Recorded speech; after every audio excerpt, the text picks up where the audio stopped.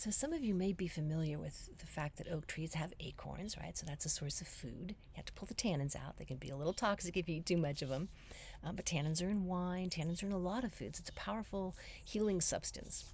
But there's probably about 500 to 600 different species of oak, and they're all native to the northern hemisphere. So this is a tree that, besides being food and wood and medicine and dyes, right, used to make inks and dyes, has also very deep sacred and really important environmental healing aspects to it. And I don't want you to underestimate the power of sacred and environmental healing. So let me explain what I mean by this.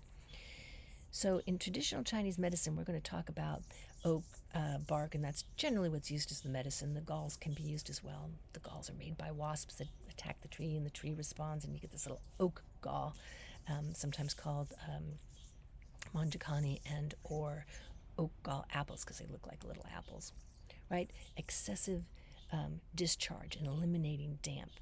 And this is this idea of, treating diarrhea and leukorrhea and seminal discharges, all kinds of things. Check out our website for more about that, and also our Healing Herb Health session on oak. But in terms of its divine nature, its sacred nature, oak is a symbol of strength and endurance, right? This is a tree that grows to be 450 years of age. The wood has been used to build homes and ships, and when there's a ship in the U.S. history, the USS Constitution, it's called Old Ironsides. It's the oldest surviving wood ship made from oak. So it's the national tree of many countries, right? The U.S. even designated it as a national tree. So this is a tree that goes back in Taoist tradition, right? The North America has the largest number of oaks, followed by China. So this is both very powerful in the Western deep cultures, from Native American Indians to the Druids, we'll go to them in a second, the Celtic tradition, and the Taoist ancient tradition. And for the Druids, even the word Druid, now these were their sacred prophets and healers and lawyers. They were the wise men of the Celtic tradition, which went, across a fair part of Europe in its prime times. And they would hold their sacred ceremonies under oak trees. And the name Druid is said to even mean knower of the oak tree, doorway, because oaks are considered to be tree of life, tree of knowledge. And one goes there, and when one is initiated, knows how to take advantage of the tree's energy and healing powers to move into altered states of consciousness and different realms to bring back healing information, wisdom that guided many of these cultures. So this is big time healing mojo.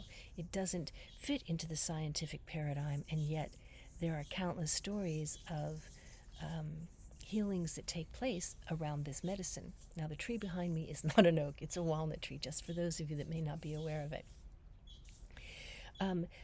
Oaks have a big time power in terms of the environment, and I mention this because they are so large, right? They pull out so much carbon from the air.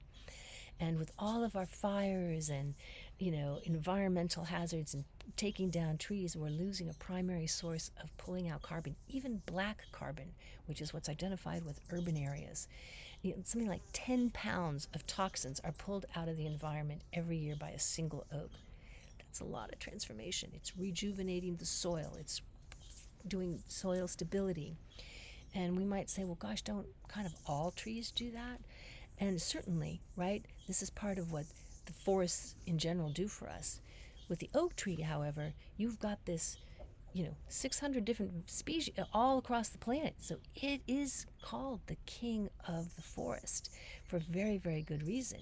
This canopy has a huge impact. It's, something like 160 different bird species. This is food. This is healing medicine.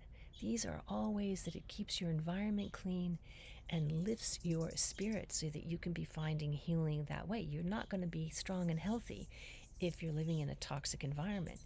You want an oak tree nearby. And if you don't have one because you live in the southern hemisphere, come visit us in the northern hemisphere. and sit under an oak tree. Find out what doorways can it open for you?